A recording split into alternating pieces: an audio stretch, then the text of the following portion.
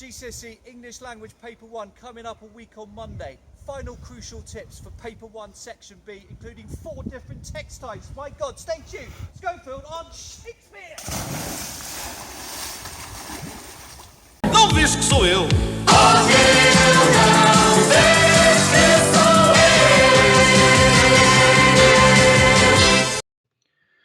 As ever, you need to know exactly what the examiner is looking for.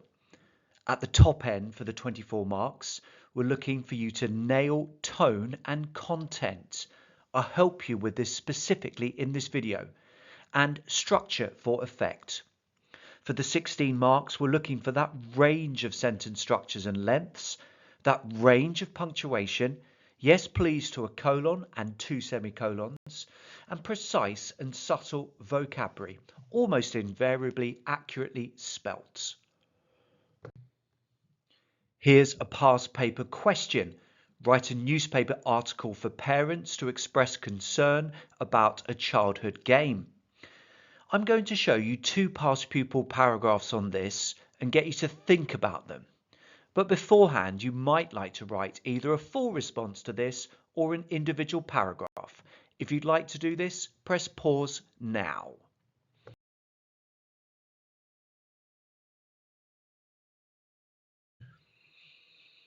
Here's pupil 1's first paragraph. What do you make of it? What do you like? What may be a bit dodgy? Read through and think. It's pause time.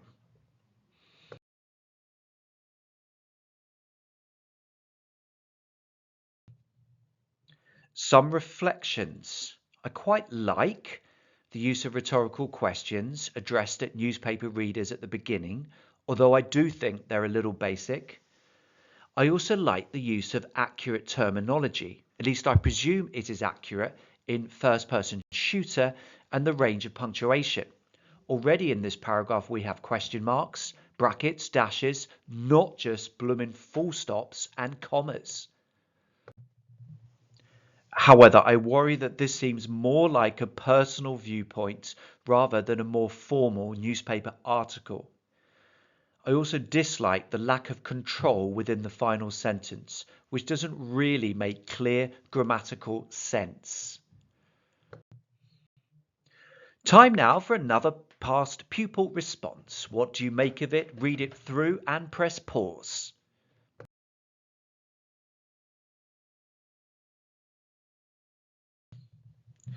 This is better, isn't it?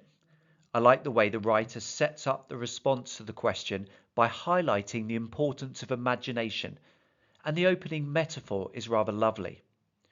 I like the use of short sentences for effect in their sharpest tool and their softest toy.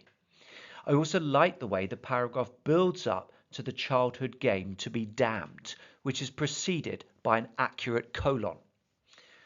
My only quibble is about the actual choice of childhood game. If I recall correctly, the pupil spent ages talking about issues of hygiene within Kiss Chase, which I found a little unconvincing and prudish, but perhaps that's just a personal thing. At the risk of stating the obvious, remember that you can always get tips from real newspaper articles to help you write more effective newspaper articles. Notice here the way the article gets straight to the point, uses statistics, and goes into technical detail about exactly what happens when children play certain video games, 3 of which are mentioned.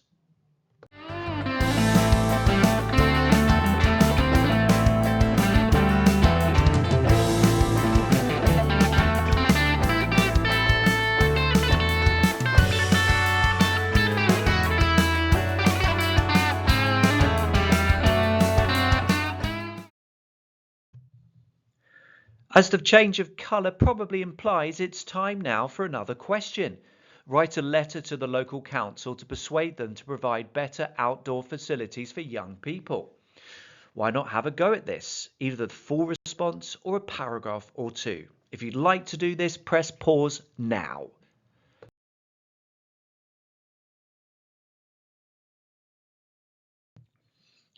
Here's the response from the past pupil. What do you think? Read it through and ponder.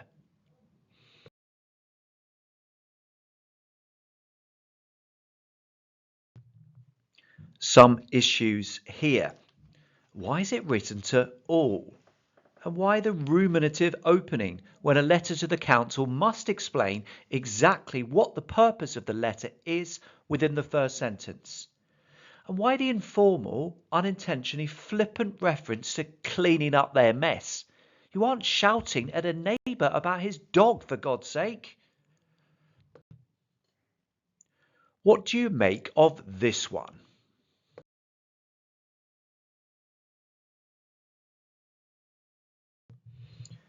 In this version, note that it is written to a person, the name made up, of course, with the first sentence being specific about purpose and place.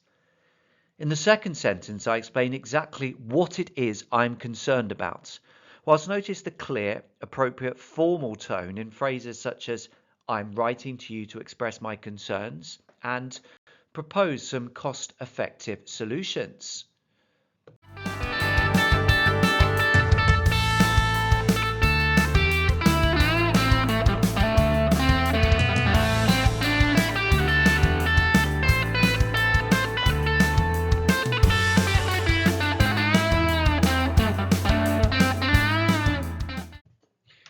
Another one, chums. You're giving a talk at a parents' information evening about why all children should study science at school. Explain your views. Fancy a partial or full go at this?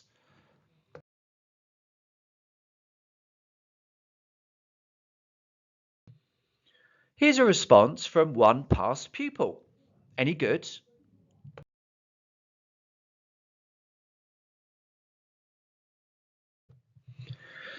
Certainly some good things.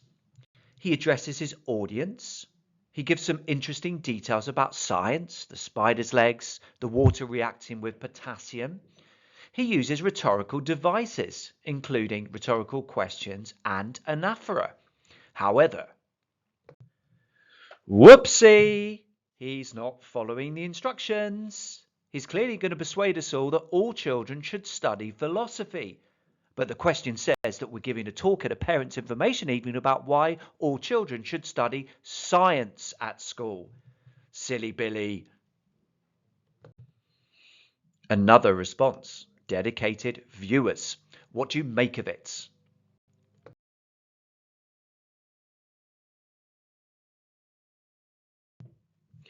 Some super stuff here. The cheesy, chortle-inducing opening. The use of technical detail and terminology in black holes, hadron colliders, disease control.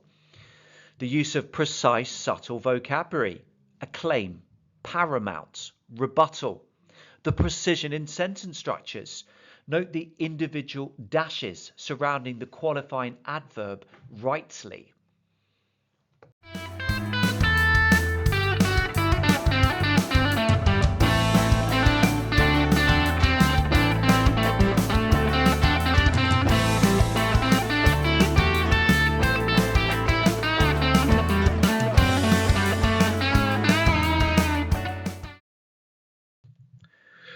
We're on a roll, guys. Write a short guide for new workers about how to deal successfully with difficult customers. Go on. You know you want to.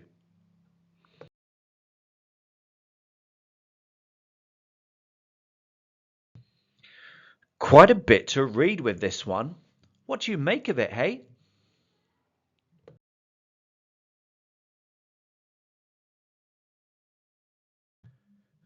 Uh-oh. Whoopsie. Some major issues here. Why the hell would a guide for new workers describe its own products in such excruciatingly negative terms, such as oil-soaked, grease-covered, deep-fried delights? Or put otherwise, why would you want to cut your own head off? The tone is all wrong here. You shouldn't have the bracketed, in my opinion at least. You are writing the short guide. Just tell them, politely, professionally, how to deal with these difficult customers and situations. You are the experts. And for God's sake, don't talk about a multitude of screaming babies, obnoxious teens, and loudmouth drunks. Yes, it's quite entertaining, sort of, but would never appear in any company publication.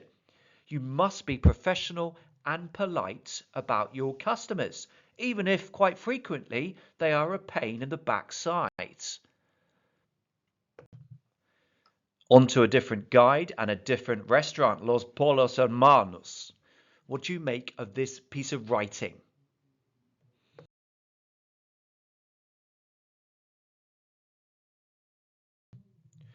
This is better, although possibly not quite the grade 9. The tone is friendly, professional, and enthusiastic, hence the opening welcome and the imploring that this guide should be read carefully. However, one concern: where exactly within this short guide so far are anxious new workers told how to deal successfully with difficult customers?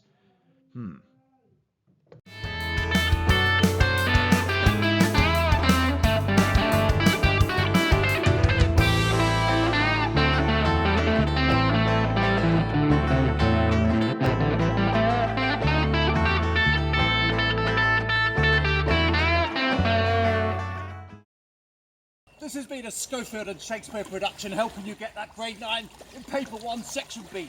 Many thanks for watching.